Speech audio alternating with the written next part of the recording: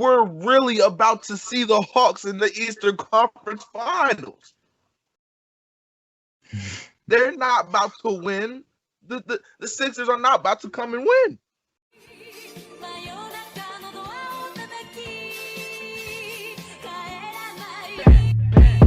These niggas tackle, I'm bringing a pack. I'm a roller with stars and I'm smoking on platinum. Got my eye on the prize so I don't do distractions. I'm coming back. Yo, what it do?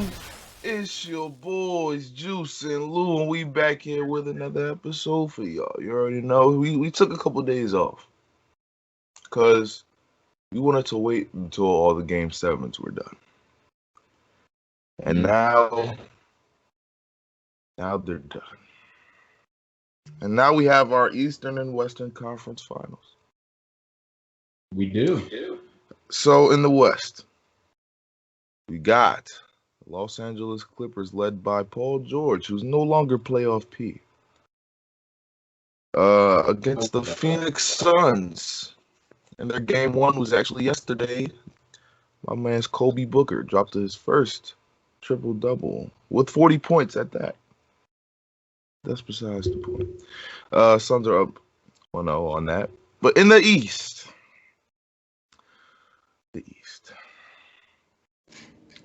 two teams that nobody thought was going to make it. Well, not nobody. More like the one team that nobody thought was going to make it. And then the second team that everybody thought was going to make it after the Nets is in the conference finals. The Milwaukee Bucks and the Atlanta Hawks. Listen to what I just said. The Atlanta Hawks. Bro. Yeah. So we're going to talk about those game 7s. We're going to start off with Philly. Philly. Oh, man. I can name countless problems that you have, but I'm going to ask you a question, Jalen. Where do you think Ben Simmons going next year? Where do you think he's going to get traded to? Because I think he's going to get traded. Where do you think he's going? Oh, man. Where do you because I think this playoffs lowered his trade value. And if he's not looking to want to shoot, nobody's going to want him. It don't matter how great you are defensively. If you want Ben Simmons to be successful, this is what you got to do. You got to make him the guy and surround him from 2 through 5 and all your bench with straight shooters. Everybody gotta be a shooter around Ben Simmons. That's if you want to be successful. If he doesn't want to shoot, that's tough. You already know what we about to do. We gotta go through the stats. You already know. Hold on. All right, man. Oh man. Let me hear him. Trae Young in 43 minutes. 21 points, okay. 3 rebounds, 10 assists, okay. Ooh.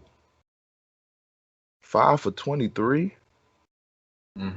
2 for 11 from 3. This man played like garbage. And they still win the game. Why they win the game? He made big shots. Yeah, okay. The MVP of this game is no doubt Kevin Huerter. No doubt. Maryland Terror. MVP.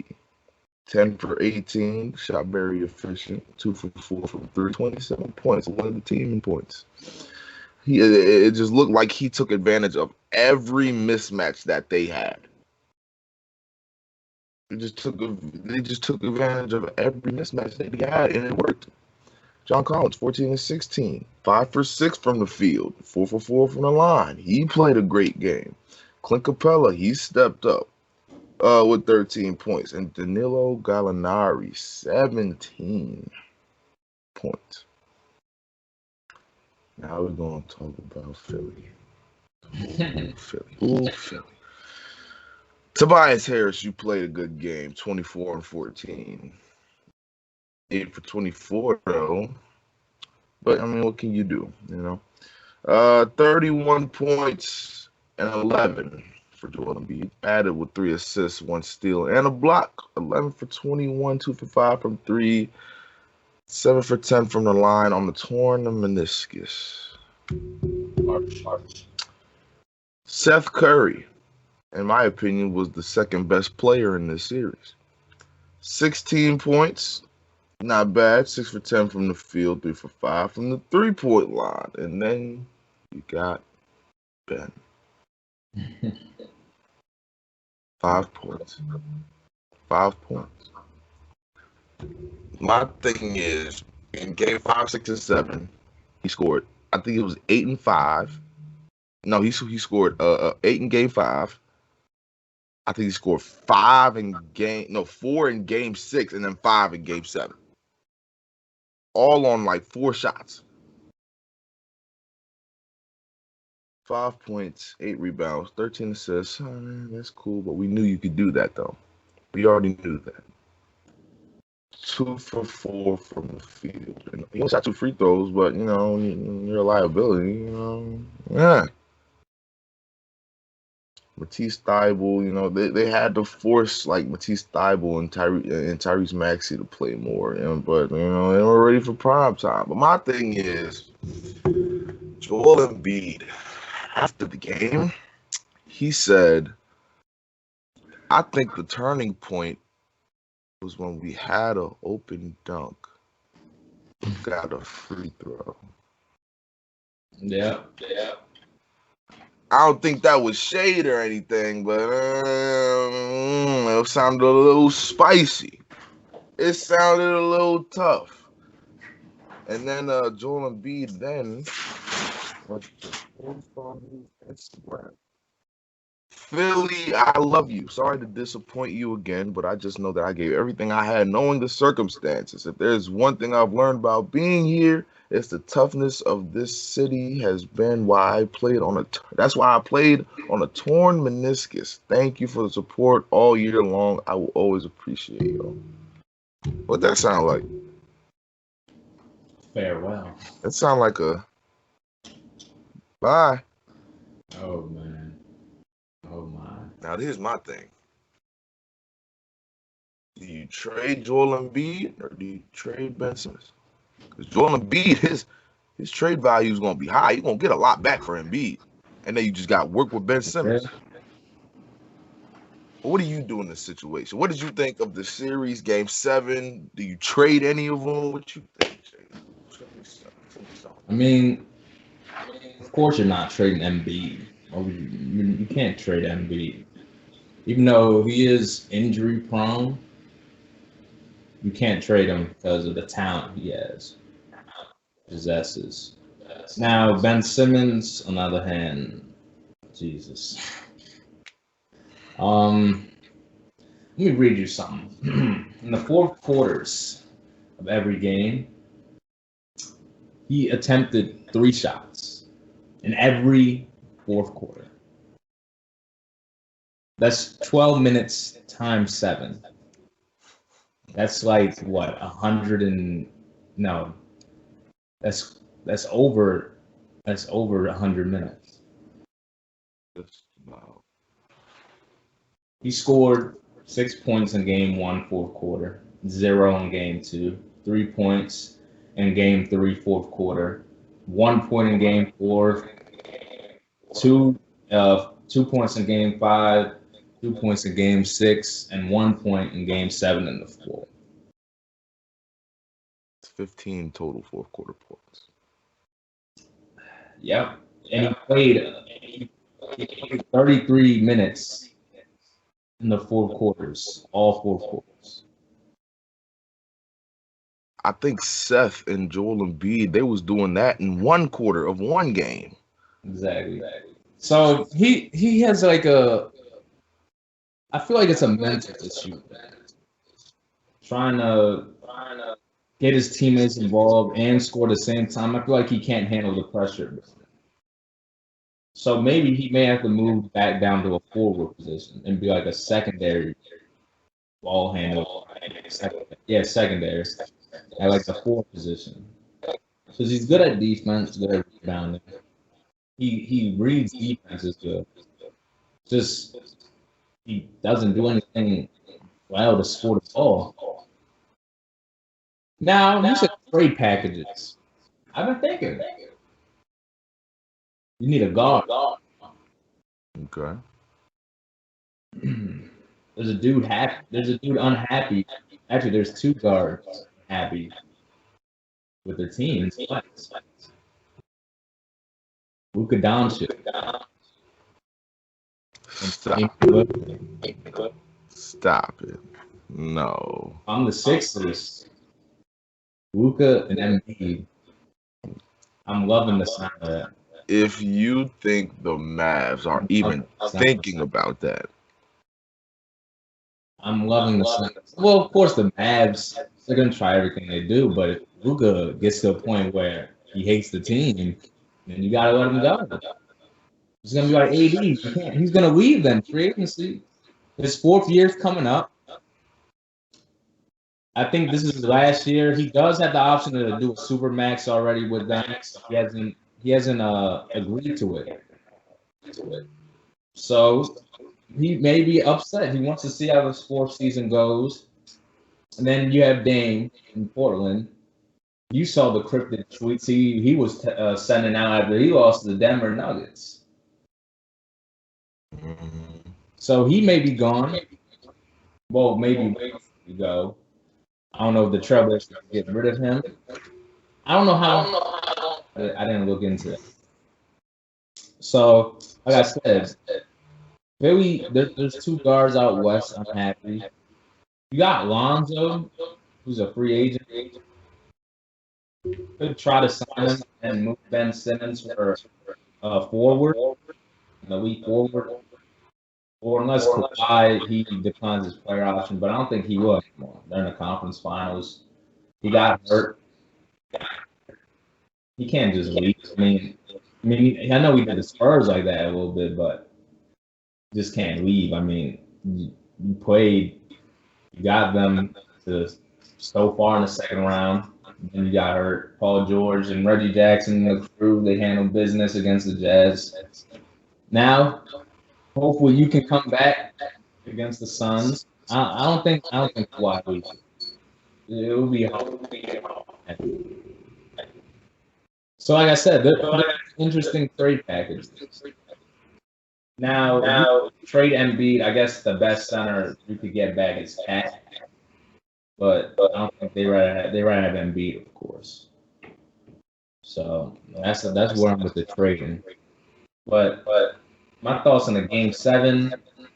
It's like what you said. I mean, what Joel said too. Turning point when he passed the dunk. RDC. Man. And I saw that. Doc Rivers as well. He doesn't make adjustments during the game. Yeah. That's tough. And it's looking true. You have Kevin Herter scoring. I've seen them try to put Ben Simmons on a couple times, but it just didn't work out. But he has to guard Trae Young, the best player. So Kevin Herter often had a smaller defender on him, like Steph Curry. Because someone has to guard Gallinari too. They also have John Collins scoring. He played really good this series. Clint Capella played good, of course. So the Hawks, they're a balanced team. They're a very balanced team. Shout out to Nate McMillan. Got them coached up to win the series. And now they're in the conference finals. Nobody thought they would be. And people are starting to think Doc is overrated. Okay.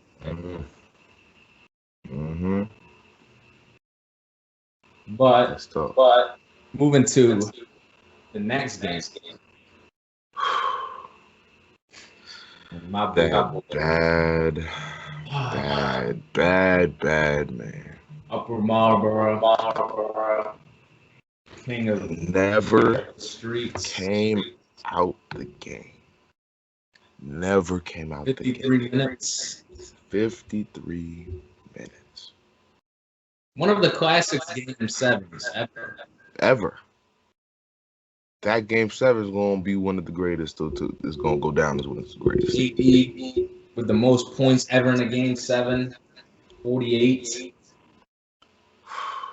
and almost hit the game winner too. His But foot. his foot, This close. his foot. If you were size 12 like me, it would easily been a game.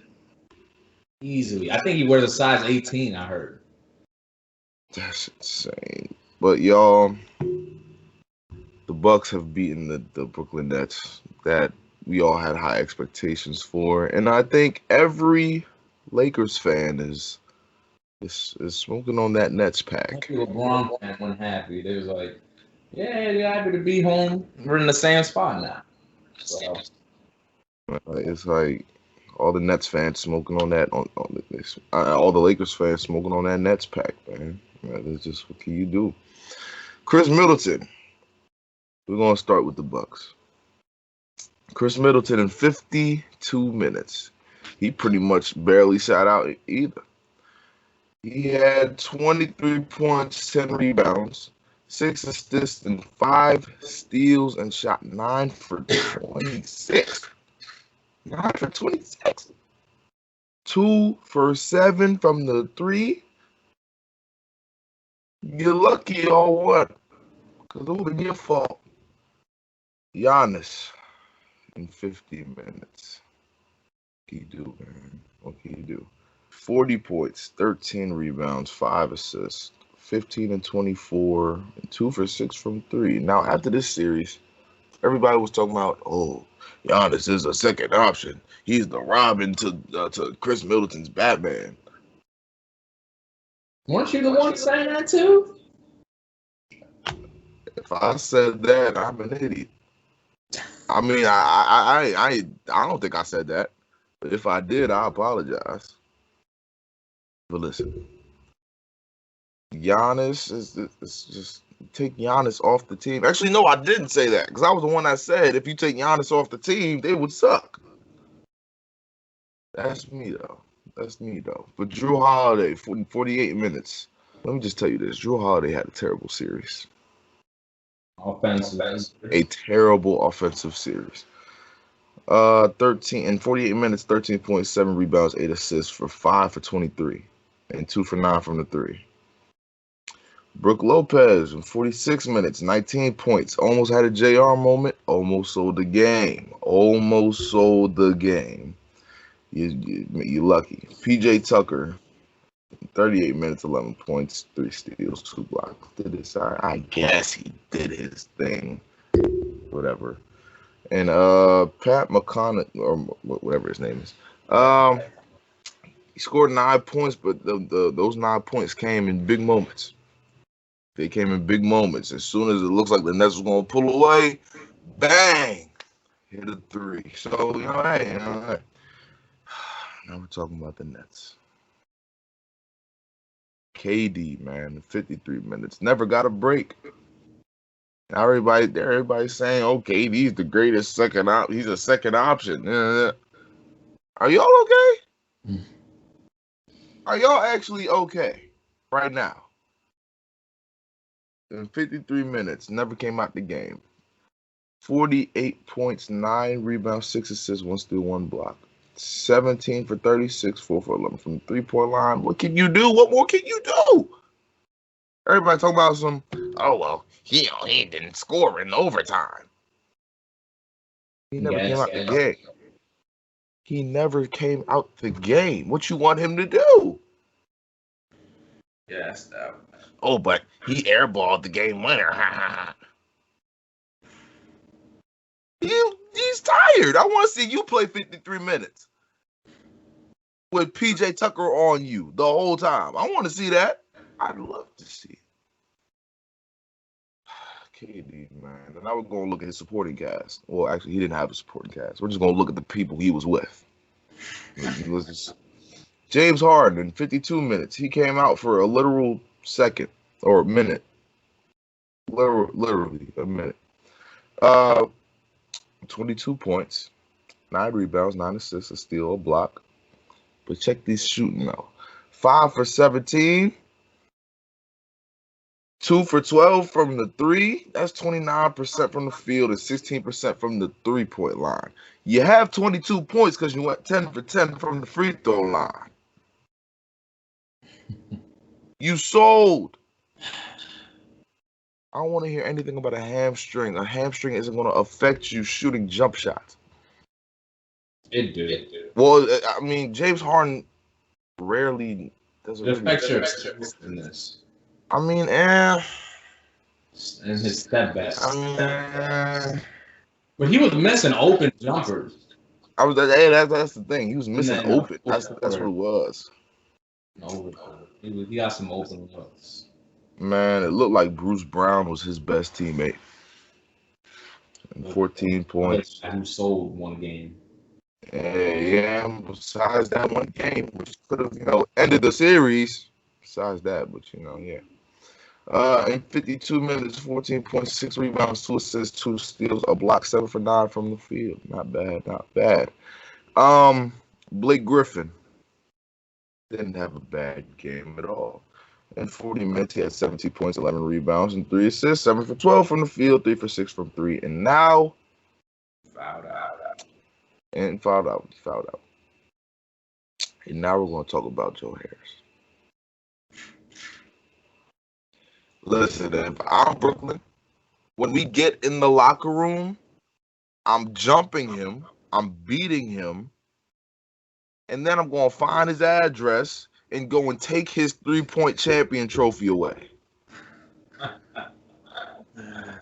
That's mine now. You don't deserve that. They were saying on Twitter that they were testing, like, the diamond testers up to the trophy. Yeah. They're not. It had to be fake. I think he was stage fright. I think that's what the problem was. It was a lot of the guys' first time having a lot of expectations over there. But I'll tell you one thing. I know Karis LeVert not choking like that. So they traded. Karis LeVert would step up. Jared Allen would have been a big help too on Giannis. I mean, Nicholas Claxton played good when he got in, but they didn't play him a lot. Steve Nash, you got to be a better coach, in my opinion.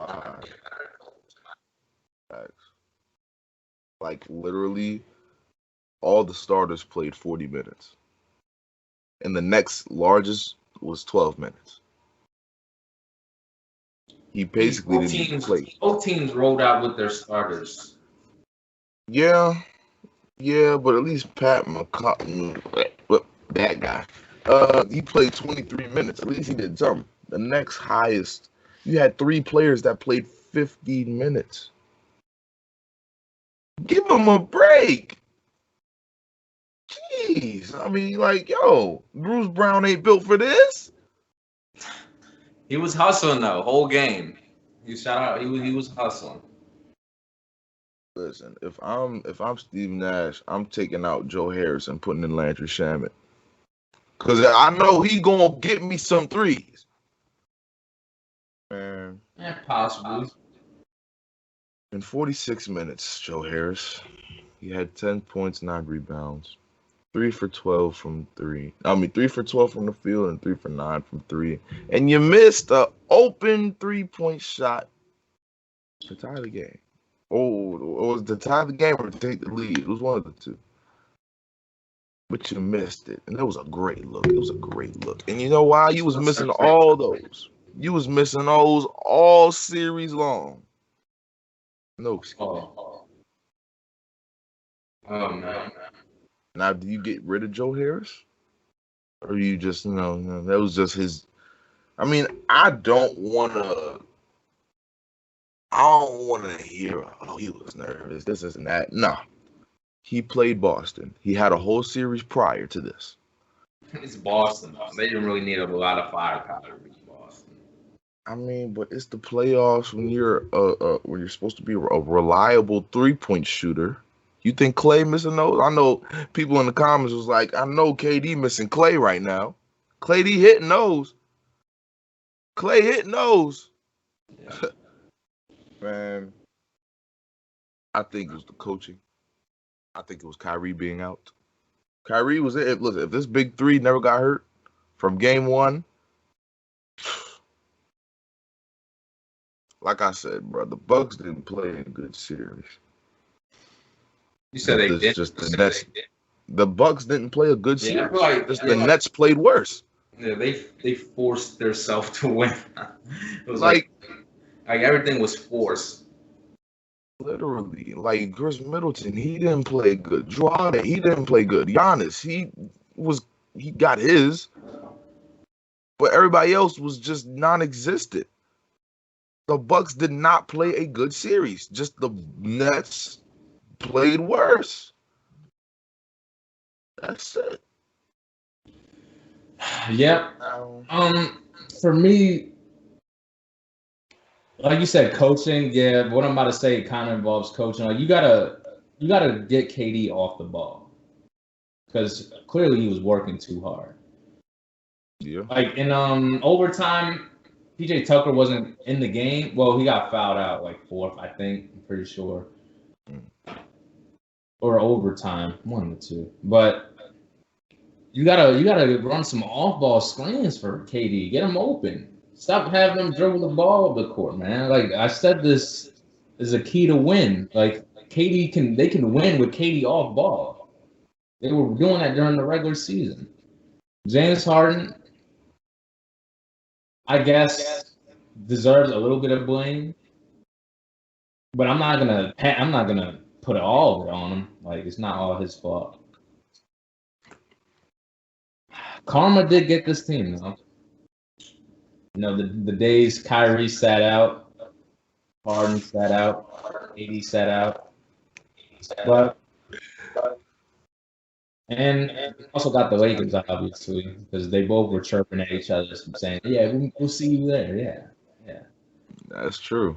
This is also the first time since the NBA ABA merger in '97. I mean 1976 that one of the four teams be in the finals. Since 1976. Mm-hmm. So we'll see a new champion. Somebody gonna win their first ring. KD, my boy, came off an Achilles injury last year. People doubted. Yeah, I didn't know. Of course, I didn't. I knew you'd still be great. People saying you were better now. I agree. Defense was there. You got some key blocks, key stops, and throughout the series, you saw the shots. I mean, what he averaged in the series had to be like 36. Yeah, it was definitely in the high 30s. Very Definitely in the high 30s. I mean, he's the leading scorer. In the playoffs right now. I mean, Devin Booker probably going to pass him. I wouldn't be surprised. He averaged 34 this postseason. Man. So It's like I'll never forget when the whole Nets and Lakers thing happened, when they got Drummond and they got Harden and everybody. I was seeing Sports Center, ESPN, they was posting them. It was like, oh my gosh, the Lakers and Nets are gonna be crazy. The finals, finals preview, this and that. What finals preview? What finals preview? let me tell you though, the Nets are going to be scarier next year. Let me tell you why. Especially This year, Spencer Dinwiddie is probably not coming back. You get a little bit of money. You're going to get some defenders this year through free agency. Some dogs. Because you already got 3 superstars. You don't need any more offensive pieces. Now the Nets are going to look to get some dogs on the team. Some role players who aren't afraid of the moment. Just like in the case of Joe Harris, doesn't show up. Put in a dog. Like I don't know who's out there right now. I mean, they could trade for James Johnson, Pelicans. And I feel like they're gonna get a dog with free agency. Because, of course, they gonna go get a Jared Dudley. Okay. That's all the Lakers. That's LeBron's fanboy. That's all. But like I said, I think the Nets are going to be scary next year because I feel like they're going to get deeper role players. All right, we're gonna see. But We got our Eastern and Western Conference predictions. We're gonna talk about those tomorrow. But that's gonna wrap up this episode, you guys. Thank you for tuning in. You already know all the love and support. We highly appreciate it. And we got some cooking for y'all. Not tomorrow, because we already told you what we're going to do. But we got some cooking for y'all one day this week. Not gonna tell you what day, but we got something for y'all. But until then, it's your boys Juice and Lou, and we out of here. Peace.